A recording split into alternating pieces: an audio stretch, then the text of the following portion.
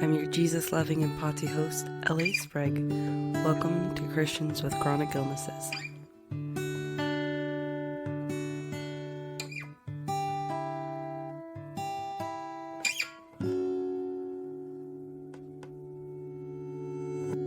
Hello, everybody. I would love to introduce you to wonderful Madeline Mead. Madeline, you emailed me and I was so thrilled. So, yeah, why don't you just tell us a little bit about yourself? Hi, everybody. So, as Ellie said, my name is Madeline, and I from Pennsylvania, right outside of Philadelphia, and I live with cerebral palsy, and as a result, I am a full-time wheelchair, so I don't walk at all because all four of my limbs are affected by the disability. And I'm also Catholic, which is a big part of my identity. And as you said, Ellie, I am a psychological associate, which means that I'm not a full psychologist yet, but I'm working on becoming licensed and I'm still able to provide services. Yeah, how close are you to getting your full are you becoming a psychologist? Is that right? Yes. How Yeah. how close are you to that? So I'm about 6 months away. 6 months. Okay, that's Yeah. awesome. And this is in March of 2026. So by Right. the time your episode comes out, you might already be a psychologist. So Mm-hmm. that's awesome. Are you going to be working in your own, like, I don't know how psychologists work because I know therapists, you can kind of have your own office and stuff, right? Is that similar with psychologists or do you work at hospitals? Yes, you can have your own private practice or you can work in a group practice, which is what I do now. Mm-hmm. So I work in a group practice that focuses on treating other individuals with disabilities and helping them cope. So like individuals with traumatic brain injury or cerebral palsy or multiple sclerosis or POTS or anything. Mm-hmm. Exactly. Yeah, that's so cool. Oh my Yeah. gosh. So thanks for doing that, first of all, as someone with POTS. I'm sure that's so needed. And so I love that there's people in your group that are healing from that. That's so cool. I wish I could be there. Unfortunately, I'm not in Pennsylvania, but I'm sure that's quite a treat. So do you think that you'll do your own practice or do you think you'll join another place? I would like to stay where I am Really? for Okay. at least a little bit, for at least 6 years Yeah. to establish my reputation. Yeah. Mm. If anyone is interested in, reaching out to you once, you're a psychologist, or I don't know if they're able to reach out to you now or where you're at now, are you comfortable with saying where you're working? For sure. So it's called the Rolling Center for Behavioral Medicine. And they're actually based out of Los Angeles, California, but they have offices in Pennsylvania, Maryland, Washington State, and California. Nice. Okay, Yeah. what was it called again? Rowan Center for Behavioral Medicine. Okay, awesome. Very Yeah, cool. Very cool. Wow. So that's really cool. So right now you're just working in like a group setting? right. Okay, nice. Well, what do you do outside of your work? I love to read and sing in my church choir. Oh, nice. Yeah, I'm actually very busy this because, Holy Week is coming up. So we're like Mhm. practicing for Palm Sunday and Good Friday and Easter. Yeah. So, Are you an alto or a soprano? Sopranos. Sopranos. Soprano? Soprano. Okay, Yeah. girl. Very Soprano nice. one, actually. Wow. Oh my Yeah. goodness, very impressive. Yeah, I was always what is it, alto one in between like the alto and the soprano. Sometimes I'd go up to soprano too. So that Yeah. was always fun. I could never do soprano one though. That's incredible. That's cool. Yeah, I was in choir in high school and stuff, and I've actually considered joining a local choir, so that's very You cool. should. It's really fun. I was Yeah. I was in choir throughout high school and college and grad school, so it's really helpful along with my faith to Yeah. help me cope with Yeah. everything. So you mentioned that you're Catholic. Were you Mhm. raised Catholic I or was. Yeah. you were okay, gotcha. I also went to a Catholic high school and college. Wow, so it's And very important to you. it is, yeah. Yeah. So tell us more about that. Who is Christ to you? What's your faith like to you right now, and why is it such a big part of your identity? Christ is, that's a big question because he's so important to me. Oh. He's involved in everything I do. I think because, we call him and God, Father. But I think that lots of people, Christians and non-Christians, don't really know what that means. Like it's just an arbitrary name to call him. But I think I really view him as a father and that I am his child. Mm. Yeah. So it's really comforting to you to have him as your dad. Hmm. Aw, that's really sweet. What does that look like? Like to have God as your father? Like, yeah, why is that so impactful for you? I'm just able to come to him with everything. Of course, I have a wonderful earthly father as Mm. well, who's That's very involved. awesome. I'm happy to hear that. Mm.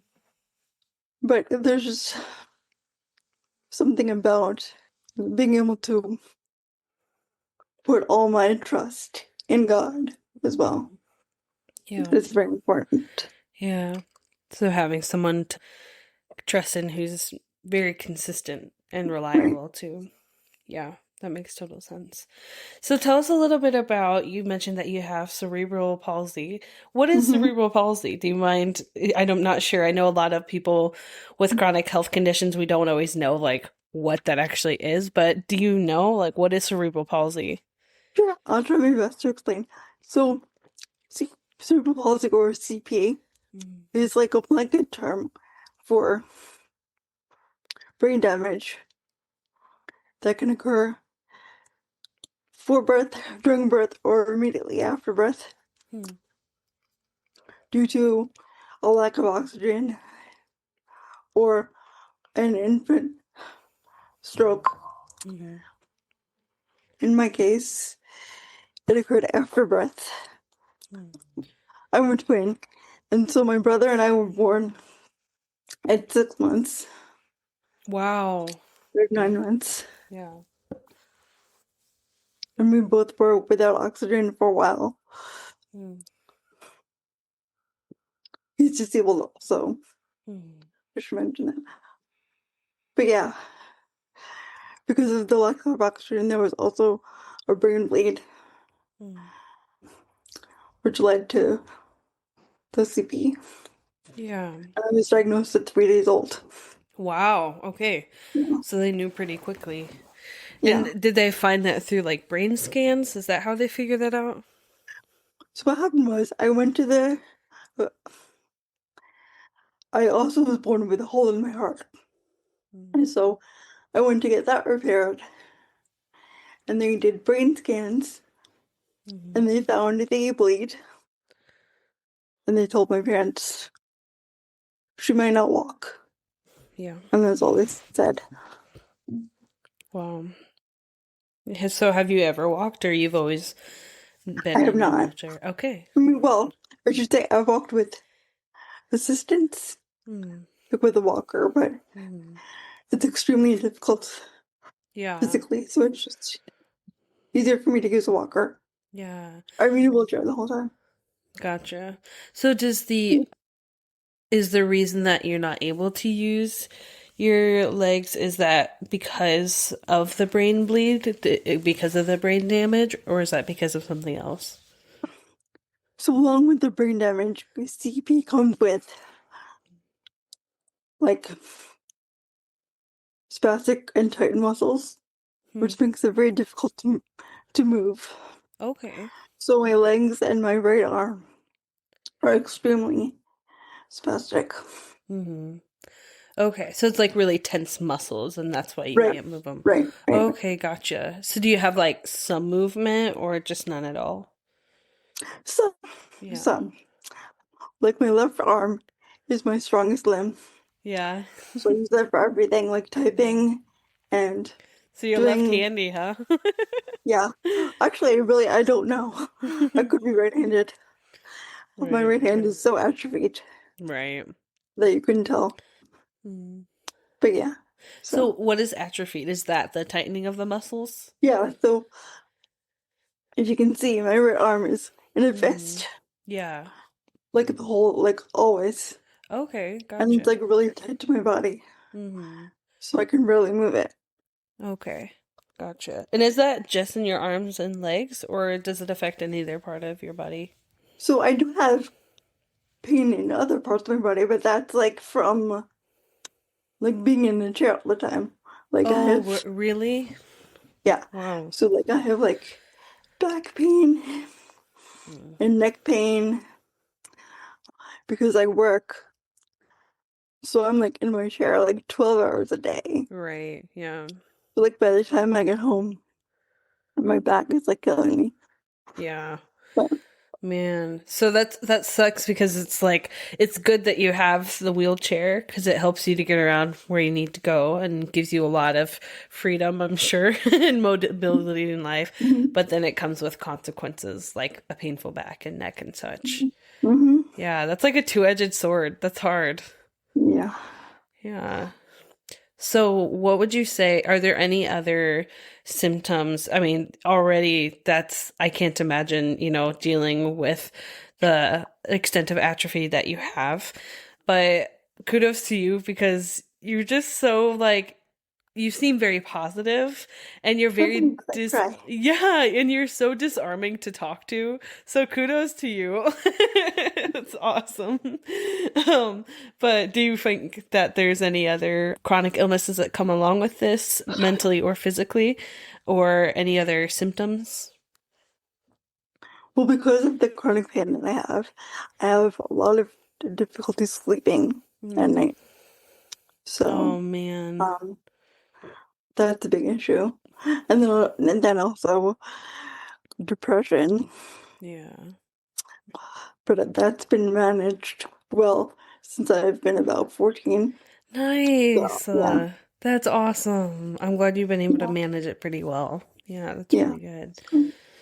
Yeah. So is that like insomnia? Do you label Yeah, it insomnia? Okay. yes, yeah. What have you found? Have you found anything? Because I know that you said that you have depression kind of managed, which is awesome. You have your wheelchair, which helps you get around. What would you say are some things that help you with any of your chronic conditions? So, speaking of my faith, lots of times when I can't sleep, I will pray the rosary Mm, and I will do the rosary for like an hour. And then usually mm. I'll fall asleep afterwards Aw. or sometimes during, Mhm. which is not good. Mm. But yeah.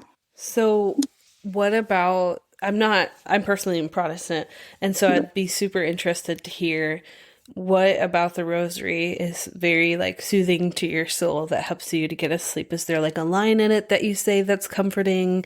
Is it kind of the repetition? Yeah. So as a Catholic, we venerate Mary or the Virgin Mother.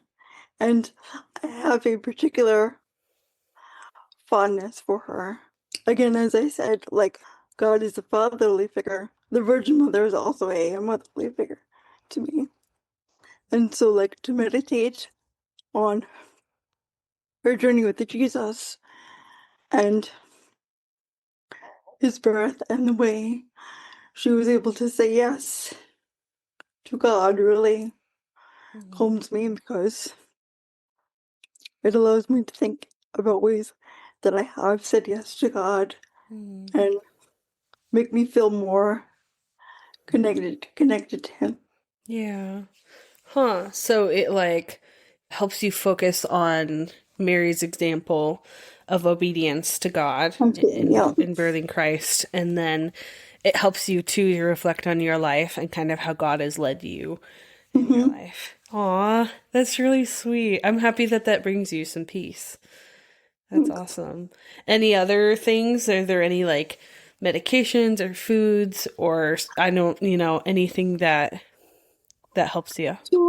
So sometimes I take Valium, but not all the time, but it has to be really, really, really bad for me to Mm-hmm. take it. But I can put up with a lot of pain. But Yeah. Yeah. Makes sense. So I would love to hear more about your faith and how it's carried you through your chronic illness or condition, I suppose. And I would love to hear how you're managing depression. And this has been a lifelong thing for you, which, by the way, Madeline, you're the first person I've interviewed who has had that chronic condition since birth. Well, oh, about really? since birth. Yeah. Yeah. So thank you so much for sharing your story. I really Of appreciate it. course.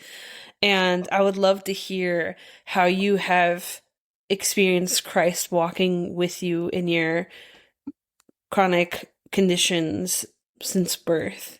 Do you have any like significant like situations that you're like, oh yeah, in that moment I knew God was with me? Or do you have the opposite where you're like, this moment I really feel like I was left? Well, so I have one particular story. It's not mine Mm, per se, but it's my mom's. mm, So when my brother and I were born, there was a moment where they really thought that we were going to die. mm, We were baptized and we were given our last rites. And my mom, she was praying with, it was raining that day really, really hard. And she was praying with the NICU nurse that we would live. And after they finished praying, the nurse turned my mom around in bed, and there was a double rainbow in the sky. mm.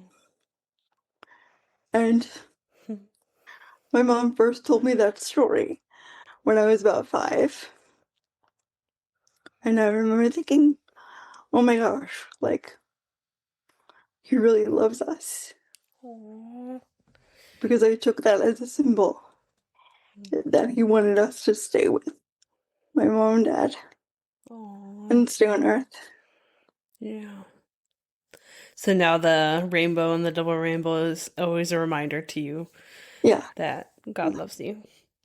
Aw, that's really sweet. Do you have any like, I don't know, like rainbow themed things that remind you of that or not really? I should. I should have more, but I don't. Yeah, that's okay. I was just Yeah. curious. I know that rainbows are often associated with the LGBT community, so sometimes there's a lot Mhm. more merch and stuff, and yeah, so. Yeah. Aw, well, thanks for sharing that story. Were there Yeah. any other situations that you can think of throughout your life that you found comfort in Christ? Or again, it could be the opposite, that you were angry with Christ. I don't know. Honestly, there have been so many times when I am so angry with Christ, particularly through high school and college, when I saw my friends going through particular milestones that Mm, I had yet to experience. yeah. So that was a really difficult and dark time, Yeah. but I just stayed with him and knew, even though that I was angry, that he still loved me and that he would bring me out. And he did. Mm. So, Yeah. That's awesome that you were able to keep the faith even in those moments of feeling like, I know that even for people who aren't disabled or chronically ill, it can feel so easy to just be like, oh, I'm so behind, yeah, but even more so, when you have a disability or chronic illness, it just feels like you're really set back. And it's super understandable, I think, to just have human emotions, like, and, but it's beautiful that you had reminders of God's love for you and that you were able to still see him as your father in those times. in fact, there was, if I may share, Mm-hmm. there was a particular time when I did step away for a brief time from God. But then in my senior year of college, I was hit by a garbage truck Oh my in my gosh. chair, and my chair was destroyed. But I happened to have a holy card in my backpack, and the holy card was pierced. but nothing else was broken. Mm. So I took that as a sign. Uh, then again, it kept me on Earth because I could have died because my chair was Yeah. under the wheel well of the truck. Wow. So yeah, Oh my goodness. so Wow. I I returned to church at that time. Jeez, you talk about a wake-up call. Yeah, Holy moly.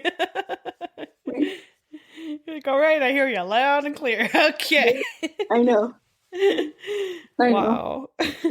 Man, sorry that that happened to you, but it's cool that you're able to see goodness out of it.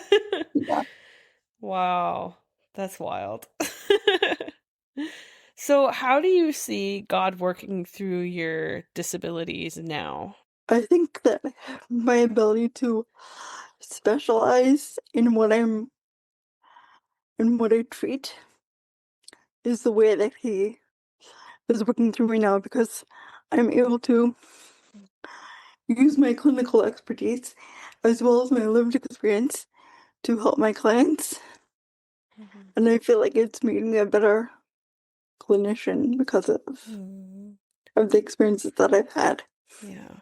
What would you say are some of the most common things, I guess, like maybe psychological wrestlings that people with chronic illness have to go through?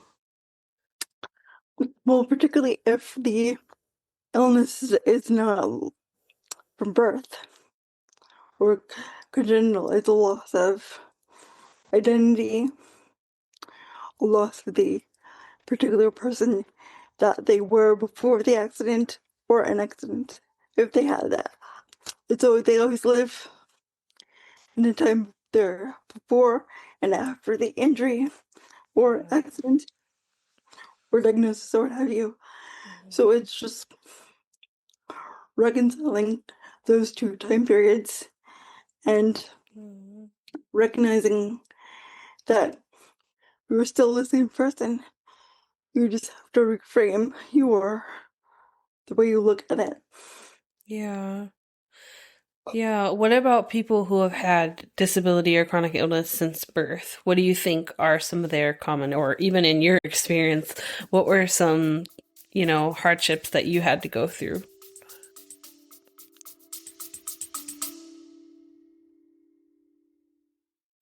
Thank you so much for spending your precious time with Christians with chronic illnesses. Your support means more to us than we can even describe. If you have a desire to donate or join a subscription for Christians with chronic illnesses, please see links in the show notes below.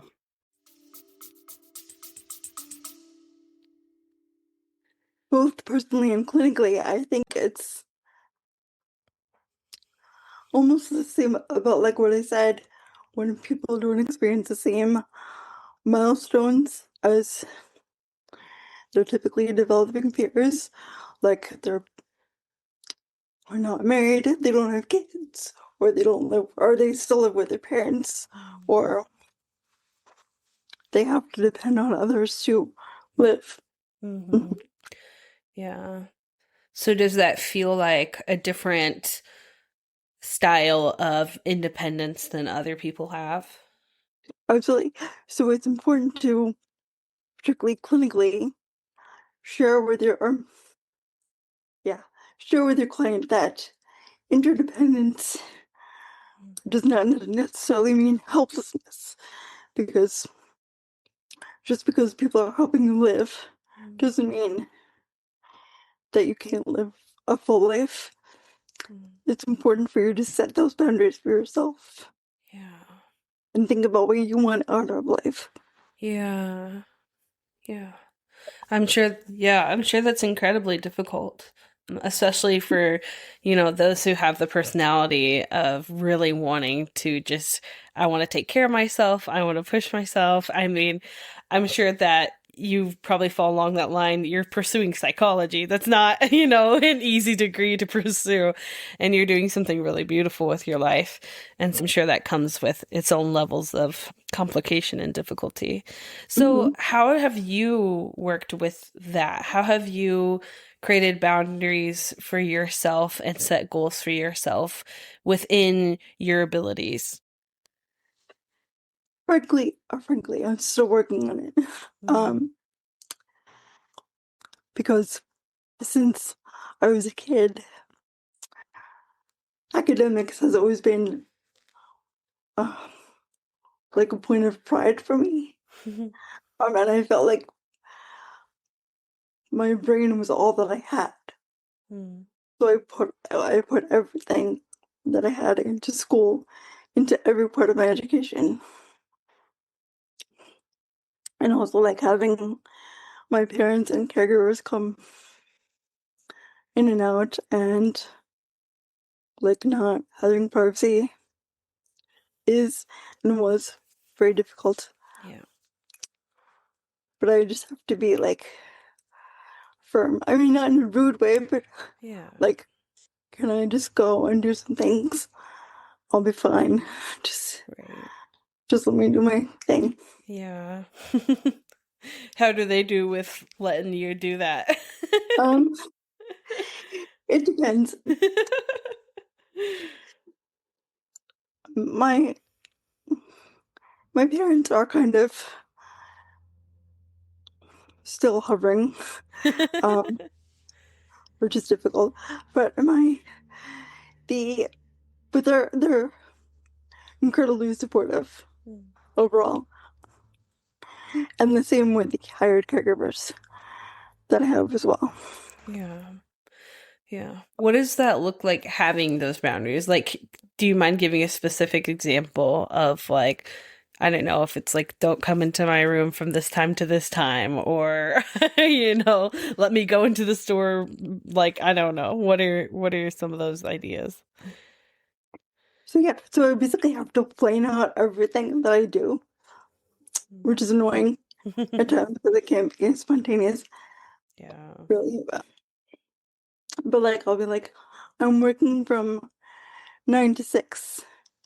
Do not come in here, my room, unless I call you. Hmm. And if there's something wrong, I will call you. Do not come in before that time. Yeah. Yeah. Yeah, Okay, well, good for you to make boundaries for yourself. I know that can be really difficult, especially when, it's hard. Yeah. yeah, especially when people, they want to help you, they want to like treat you well, make sure you're okay. And so that can be hard on both sides to kind of, allow them, like for your parents, it could be tricky to allow you space, and then for you, it could be hard to feel like you're being hovered. So Yeah. good for you for communicating. I mean, I know that it comes from a good place, of course, but Yeah. it for sure is hard sometimes. Yeah, Yeah. absolutely. What would you say are some surprising blessings that have come from your disability? Like I kind of said earlier, being able to specialize in what I specializing in and having that lived experience and being able to be involved in disability rights and advocacy as well. Yeah. Yeah, that's beautiful. I would love to hear more about when we did our pre-interview. You had mentioned that one thing that you're really passionate about is helping your clients with chronic illnesses and disabilities to incorporate their, I guess, limitations. I don't know, their unique bodies and minds as a positive part of their identity, as a strength, rather than, a weakness or something to be ashamed of. So I was wondering if you could expound more on, yeah, what does that look like? Like, what did you mean by that? Well, it comes from what I did my dissertation on, my doctoral dissertation, which focused on ableist microaggressions. And if you don't know, microaggressions are like subtle things that can be looked at as an insult. Mm. So, like, if you're disabled and someone says to you, "Oh, you're so pretty, you're too pretty to be disabled," or "You're too young," Yeah. or they just talk to your caregiver instead of you, like when you're out. That could be an example. Mm. And I found through my study that, well, it's for sure judgmental. It can lead to motivation as well. Really? And yeah, and allowing you to prove other people wrong Mm. in the way that they see you. So whenever my clients experience those things, as they do on a daily basis, sometimes I encourage them to look at it as a motivation for themselves. Mm. How do you do that? How do you turn something that someone said that you feel was insulting or belittling? How do you turn that into something to inspire you instead?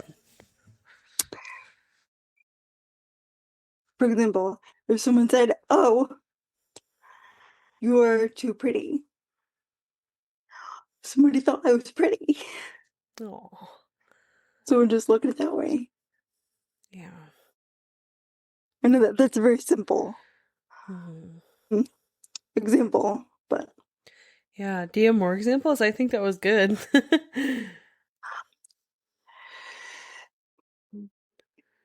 or like if you're in school and somebody says, "You shouldn't be here, you shouldn't be in college, or you're too stupid." I had that happen to me. Oh, sorry. You just work harder Mm. and you'll be as intelligent. You show them how intelligent you actually are, Yeah. right? Yeah. I love that. I love that so much. That's awesome. Show them. Right. Yeah, that's really cool. Well, Madeline, do you have any last